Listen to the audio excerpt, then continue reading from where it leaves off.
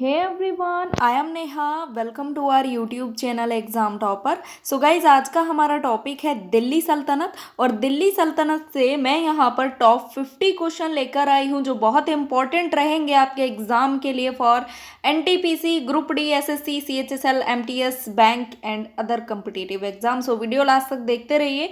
एक क्वेश्चन होगा जिसका आंसर आप सभी को देना है कमेंट बॉक्स में, और 50 में से कितने क्वेश्चन आप करेक्ट कर पाते हैं मुझे कमेंट बॉक्स में जरूर बताइएगा। पीडीएफ के लिए हमारा टेलीग्राम चैनल ज्वाइन कीजिए एग्जाम टॉपर, जिसके लिंक वीडियो को डिस्क्रिप्शन में आपको मिल जाएगी। और वीडियो यदि अच्छी लगती है तो like, share, comment and channel को सब्सक्राइब कीजिए। चलिए फर्स्ट क्वेश्चन देखेंगे हम लोग। निम्न में से किस सुल्तान ने बेरोजगारों को काम दिया था? तो राइट आंसर हो जाएगा option number A option number B Firoz Shah Tughlaq. देखिए, जो फिरोज शाह तुगलक था ना, यानी कि इसके शासनकाल में जो बेरोजगार लोग थे तो काफ़ी हद तक फिरोज शाह तुगलक ने बेरोजगारों को जो है काम दिया था। ओके, नेक्स्ट है नालंदा विश्वविद्यालय के विनाश का मुख्य कारण क्या था? तो नालंदा विश्वविद्यालय के जो मुख्य विनाश का जो मुख्य कारण थे वो मुसलमान थे, याद रखिएगा। ऑप्शन नंबर ए इंपॉर्टेंट रहेगा। नेक्स्ट, तराइन का प्रथम युद्ध कब हुआ था? वेरी वेरी इंपॉर्टेंट क्वेश्चन, और हर एक एग्जाम में पूछा जाता है। जो तराइन का युद्ध था तो ये हुआ था 1191 में, ऑप्शन नंबर सी, यानी कि 1191 से 1192 के बीच में तराइन का जो युद्ध था वो हुआ था। और तराइन का जो युद्ध है ना, इसको तरावड़ी का युद्ध भी कहा जाता है, जो कि मोहम्मद गौरी और पृथ्वीराज तृतीय के बीच हुआ था, याद रखिएगा। नेक्स्ट क्वेश्चन देखेंगे, किस राजपूत राजा ने मोहम्मद गौरी को पहली बार हराया था?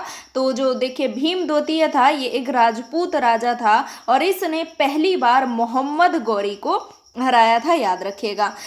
जो भीम द्वितीय था इसको भोला भीम भी कहा जाता था, और इसने जो है कहाँ पर शासन किया था वो भी जान लीजिए। तो वर्तमान में जो गुजरात है ना, तो गुजरात के कुछ हिस्सों पर भीम द्वितीय ने उस टाइम पे शासन किया था। ओके, नेक्स्ट क्वेश्चन है, दिल्ली सल्तनत पर कुल कितने वंशों ने शासन किया था? तो दिल्ली सल्तनत पर कुल 5 राजवंशों ने शासन किया था। ऑप्शन नंबर बी हो जाएगा राइट आंसर, और एग्जाम में पूछा जाता है तो इम्पोर्टेंट रहेगा, याद रखिएगा।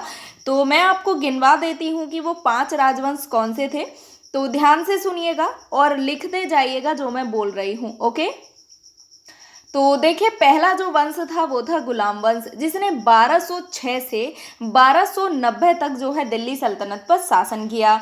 उसके बाद आया था खिलजी वंश, जिसने 1290 से 1320 तक जो है शासन किया। देन तुगलक वंश, जिसने 1320 से 1414 तक जो है शासन किया। उसके बाद था सैयद वंश, जिसने 1414 से 1451 तक शासन किया था। उसके बाद लास्ट वंश आता है लोधी वंश, जिसने 1451 से 1526 तक दिल्ली पर शासन किया था, याद रखिएगा। और एक और चीज़ देखिए, जो शुरुआत के मैंने आपको 4 वंश बताए हैं वो तुर्क थे, और लास्ट का यानी कि लोधी वंश जो था ये अफगान थे, याद रख लीजिएगा, है ना, इंपॉर्टेंट पॉइंट। नेक्स्ट है, भारत में गुलाम वंश की स्थापना किसके द्वारा की गई थी? तो कुतुबुद्दीन ऐबक के द्वारा की गई थी भारत में गुलाम वंश की स्थापना। The right answer is option number ए। और कुतुबुद्दीन ऐबक ने केवल 4 वर्ष ही शासन किया था, याद रख लीजिएगा। नेक्स्ट क्वेश्चन है, कुतुबुद्दीन ऐबक के बाद दिल्ली का सुल्तान कौन बना था? तो वो बना था इल्तुतमिश, यानी कि ऑप्शन नंबर ए हो जाएगा यहाँ पे राइट आंसर। देखिए, जो इल्तुतमिश था ना, इसका पूरा नाम था शमसुद्दीन इल्तुतमिश, और ये जो है ना शमसी वंश का एक प्रमुख शासन हुआ करता था, याद रखिएगा। शमसी वंश का एक प्रमुख शासन था जो कि कुतुबुद्दीन ऐबक के बाद फिर गुलाम वंश का शासक बना था। ओके, नेक्स्ट है, कुतुब मीनार का निर्माण कार्य किसके द्वारा पूरा किया गया था? वेरी वेरी इंपॉर्टेंट क्वेश्चन, और इसमें ना काफ़ी लोग कंफ्यूज हो जाते हैं तो मैं क्लियर कर देती हूँ। देखिए, कुतुब मीनार का जो निर्माण कार्य पूरा करवाया था वो करवाया था इल्तुतमिश ने। लेकिन अगर पूछा जाए कि कुतुब मीनार का जो निर्माण कार्य देखिए शुरू करवाया था कुतुबुद्दीन ऐबक ने, लेकिन उसको पूरा करवाया था इल्तुतमिश ने। और यदि पूछ लिया जाए कि कुतुब मीनार का पुनर्निर्माण किसने करवाया था, तो ये करवाया था फिरोज शाह तुगलक ने। ओके, चलिए नेक्स्ट क्वेश्चन देखेंगे। निम्न में से किसके शासनकाल में सबसे अधिक मंगोल आक्रमण हुए थे? तो अलाउद्दीन खिलजी के शासनकाल में सबसे अधिक मंगोल आक्रमण हुए थे। और जो अलाउद्दीन खिलजी था ये खिलजी वंश का एक शासक था। करेक्ट। नेक्स्ट है रजिया सुल्तान किसकी बेटी थी? देखिए रजिया सुल्तान ना एक बहुत ही ज़्यादा इम्पॉर्टेंट टॉपिक है हिस्ट्री का, और इससे ना क्वेश्चन पूछे जाते हैं, तो याद रखिएगा। जो रजिया सुल्तान थी ये इल्तुतमिश की बेटी थी। करेक्ट, ऑप्शन नंबर बी हो जाएगा राइट आंसर। और इसको ना रजिया सुल्ताना भी कहा जाता था। देखिए रजिया सुल्तान का जो शासनकाल था वो था 1236 से 1240 तक, और तुर्की इतिहास की पहली महिला शासिका थी रजिया सुल्तान, जो कि सभा में मर्दों की तरह आया करती थी। मतलब देखिए वैसे तो मतलब पर्दा प्रथा उस टाइम पे चला करती थी, और मोमडन्स में तो कुछ ज़्यादा ही है, यानी अभी तक भी बहुत ज़्यादा है। तो वो मर्दों की तरह आया करती थी सबसे, मतलब उसने पर्दा प्रथा का विरोध किया था, ये सब चीज़ें। तो 1236 से 1240 तक रजिया सुल्तान ने शासन किया था, याद रखिएगा। नेक्स्ट है बलबन किस सुल्तान का प्रधानमंत्री हुआ करता था? तो बलबन जो था ये नसीरुद्दीन महमूद का प्रधानमंत्री हुआ करता था। ऑप्शन नंबर बी हो जाएगा राइट आंसर। देखिए जो बलबन था ये एक तुर्की शासक था, जो कि दिल्ली सल्तनत का 8वां शासक बना। याद रखिएगा दिल्ली सल्तनत का 8वां शासक बना, जो कि एक तुर्की शासक था। करेक्ट। नेक्स्ट क्वेश्चन है दिल्ली को अपने साम्राज्य की राजधानी घोषित करने वाला दिल्ली का प्रथम सुल्तान कौन था? तो ये था इल्तुतमिश, जिसने सबसे पहले दिल्ली को अपने साम्राज्य की राजधानी घोषित किया था। और देखिए नियमित मुद्रा जारी करने वाला भी शासक इल्तुतमिश ही था, क्योंकि ये क्वेश्चन पूछा जाता है एग्जाम में। नेक्स्ट है अमीर खुसरो का जन्म कब हुआ था? तो अमीर खुसरो का जन्म हुआ था पटियाली में, that is Patiyali not Patiala. Okay, Patiyali में हुआ था अमीर खुसरो का जन्म। और अमीर खुसरो का जो फुल नेम है वो है अबुल हसन यमीनुद्दीन अमीर खुसरो। ओके, और जो कि 14वीं सदी के लगभग दिल्ली के निकट जो है रहा करता था। और ये जो है एक कवि था, एक शायर था, एक गायक था और एक संगीतकार था। इसको जो है भारत का तोता यानी तोतिया हिंद करके जो है कहा जाता है अमीर खुसरो को। याद रखिएगा अमीर खुसरो से ना क्वेश्चन पूछे जाते हैं, तो इम्पॉर्टेंट रहेगा आपके लिए। नेक्स्ट है लाख बख्श के नाम से किसे जाना जाता था? तो लाख बख्श के नाम से जाना जाता था कुतुबुद्दीन ऐबक को। अच्छा, लाख बख्श क्या होता है? तो लाख बख्श होता है कि जो बंदा लाखों का दान करता है, लाखों का दान करने वाला या बहुत ही ज़्यादा दान करने वाला। तो जो कुतुबुद्दीन ऐबक था ना ये बहुत दान किया करता था, तो इसीलिए ना इसको लाख बख्श के नाम से जाना जाता था, और एग्जाम में ना पूछा जाता है ये वाला क्वेश्चन। ओके, नेक्स्ट है इक्तादारी प्रथा को किसके द्वारा चलाया गया? तो इक्तादारी प्रथा जो थी ना इसको किसके द्वारा चलाया गया था? तो इल्तुतमिश के द्वारा चलाया गया था। Option number B. इक्तादारी प्रथा क्या थी? तो हस्तांतरण लगान अधिन्यास होता है इक्तादारी प्रथा, याद रखिएगा। नेक्स्ट से पहले वीडियो अच्छी लग रही है तो लाइक कर दीजिए सभी लोग। ओके, किसने अपने आप को खलीफा घोषित कर दिया था? तो खलीफा घोषित किया था मुबारक शाह खिलजी ने। ऑप्शन नंबर डी हो जाएगा राइट आंसर। और देखिए जो मुबारक शाह खिलजी था ना इसका जो शासनकाल था वो 1316 से 1320 तक था। ओके, चलिए नेक्स्ट क्वेश्चन है इब्न बतूता किसके शासनकाल में भारत आया था? इंपॉर्टेंट रहेगा आपके लिए। तो जो इब्न बतूता था ये मोहम्मद बिन तुगलक के शासनकाल में भारत आया था। ऑप्शन नंबर बी हो जाएगा राइट आंसर। इब्न बतूता कौन था? तो ये एक अरब यात्री था, एक विद्वान था और एक लेखक था, याद रख लीजिएगा। नेक्स्ट क्वेश्चन है निम्न में से किसे भारत का तोता कहा जाता है? इंपॉर्टेंट है आपके लिए। तो अमीर खुसरो को भारत का तोता कहा जाता है या फिर तोतिया हिंद करके भी इनको कहा जाता है, याद रखिएगा। एक शायर, एक गायक, एक संगीतकार ये थे जो अमीर खुसरो थे। नेक्स्ट है मनियारों का राजकुमार किसे कहा जाता है? तो मोहम्मद बिन तुगलक को जो है मनियारों का राजकुमार कहा जाता है। राइट आंसर ऑप्शन नंबर ए हो जाएगा। नेक्स्ट है भारत में चमड़े की प्रतीक मुद्रा किस ने प्रारंभ की थी? तो ये की थी मोहम्मद बिन तुगलक ने, यानी कि ऑप्शन नंबर डी याद रख लीजिएगा। नेक्स्ट है कुतुब मीनार का पुनर्निर्माण किसने करवाया था? देखिए आ गया ना वही वाला क्वेश्चन मैंने आपको बताया था। तो यहाँ पर देखिए फिरोज शाह तुगलक ने कुतुब मीनार का पुनर्निर्माण से मीन्स होता है कि किसी चीज को यदि कोई चीज टूट फूट जाती है तो उसको दोबारा से रिपेयर कराना। करेक्ट। तो देखिए निर्माण कार्य शुरू करवाया था किसने?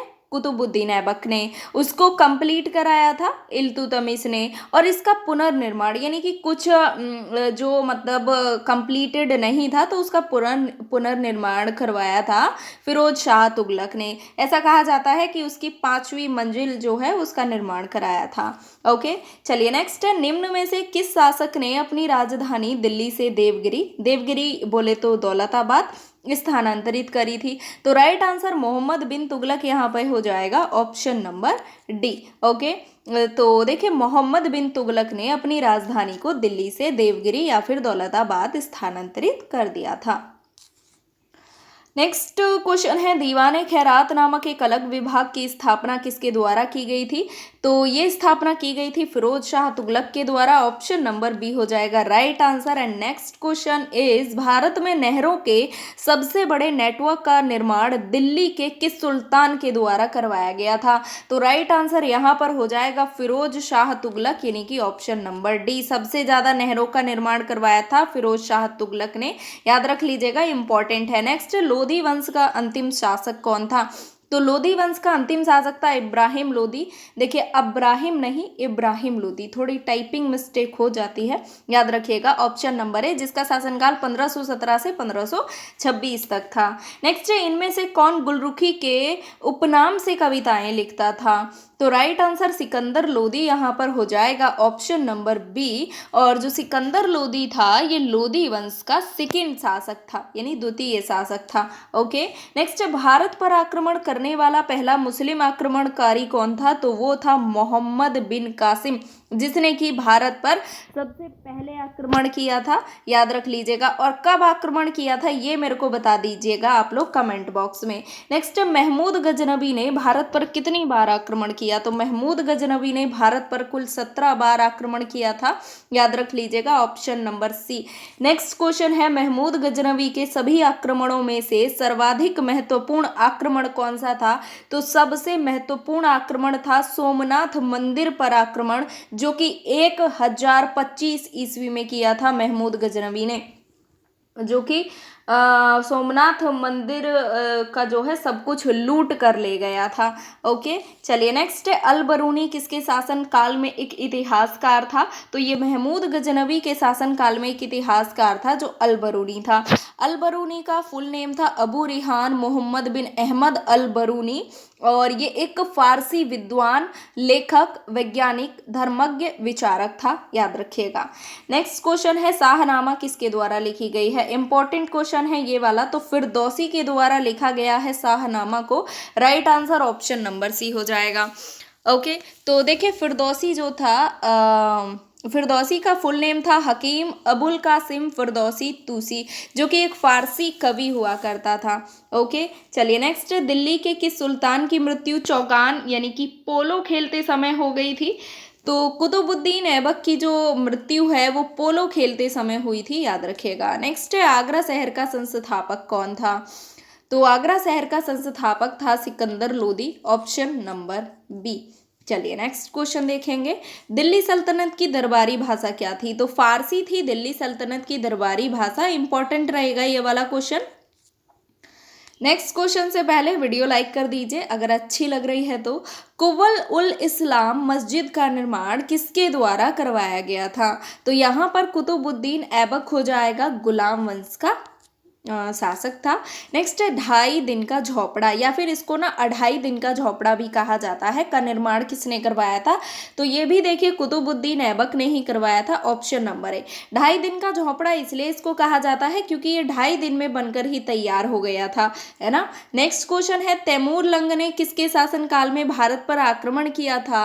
तो तैमूर लंग ने नसीरुद्दीन महमूद तुगलक के शासनकाल में भारत पर आक्रमण किया था। Right answer option number B हो जाएगा। नेक्स्ट दिल्ली के किस सुल्तान ने ब्राह्मणों पर भी जजिया कर लगाया था? तो देखिए जो फिरोज शाह तुगलक था ना, इसने ब्राह्मणों पर भी जजिया कर लगाया था। जजिया कर क्या था? तो ये ना एक धार्मिक कर हुआ करता था जो कि उस समय के मुस्लिम राज्य में रहने वाले गैर मुसलमान लोगों को को देना पड़ता था।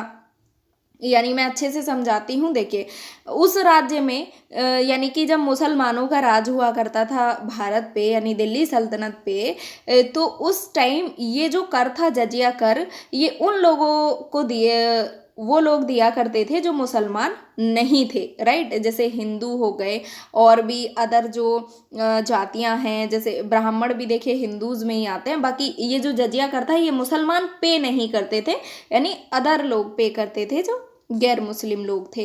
नेक्स्ट है स्वयं को दूसरा सिकंदर कहने वाला सुल्तान कौन था?